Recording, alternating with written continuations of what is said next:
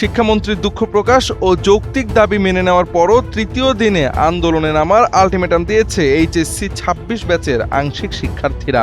শিক্ষামন্ত্রীর পদত্যাগের দাবিতে বুধবার রাত ১০টা পর্যন্ত সময় বেঁধে দিয়ে রাস্তা ছাড়েন তারা। দাবি আদায় না হলে বৃহস্পতিবার সকাল ১০টায় রাজধানীর সায়েন্স ল্যাবরেটরি মোড় থেকে লং মার্চ টু সচিবালয় কর্মসূচি পালন করা হবে বলে ঘোষণা দেওয়া হয়। যদিও দ্বিতীয় দিনের ৬ দাবির মধ্যে শিক্ষামন্ত্রীর পদত্যাগের কথা উল্লেখ নেই। এদিকে সড়ক অবরোধের কারণে বুধবারও রাজধানীর বিভিন্ন এলাকায় যান চলাচল বন্ধ হয়ে সৃষ্টি হয়েছে তীব্র যানজট। জানা গেছে, মঙ্গলবার শুরু হওয়া শিক্ষার্থীদের এই আন্দোলনে বিভক্তি দেখা গেছে। শিক্ষামন্ত্রী দুঃখ প্রকাশ করার পর বেশিরভাগ শিক্ষার্থী মন্ত্রী পদত্যাগের দাবি থেকে সরে এলেও অল্প সংখ্যক শিক্ষার্থী পদত্যাগের দাবিতে অটল রয়েছেন। RICL TMX, যুগের পর যুগ স্থাপনা থাকে মজবুত। আশঙ্কা করা হচ্ছে তারা কোনো রাজনৈতিক ইন্ধনে এই আন্দোলন ভিন্ন দিকে নিতে চায়।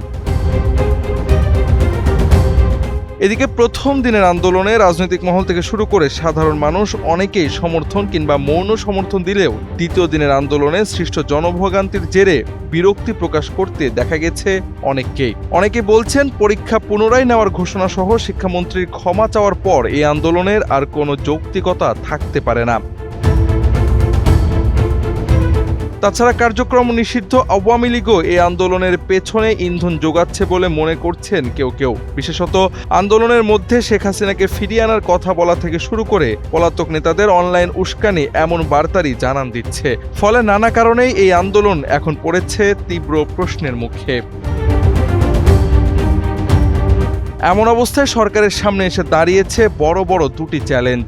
এক, শিক্ষার্থীদের বুঝিয়ে শুনিয়ে রাস্তা থেকে পড়ার টেবিলে নেওয়ার মাধ্যমে জনভোগান্তি দূর করা। দুই, কার্যক্রম নিষিদ্ধ আওয়ামী লীগের উস্কানি ও অপতৎপরতা চিহ্নিত করে কার্যকর পদক্ষেপ নেওয়া। সব মিলিয়ে সরকার কিভাবে এই অপ্রীতিকর পরিস্থিতি সামাল দেবে, সেটাই এখন সবচেয়ে বড় প্রশ্ন। জওয়াদ আহমদ, NPB।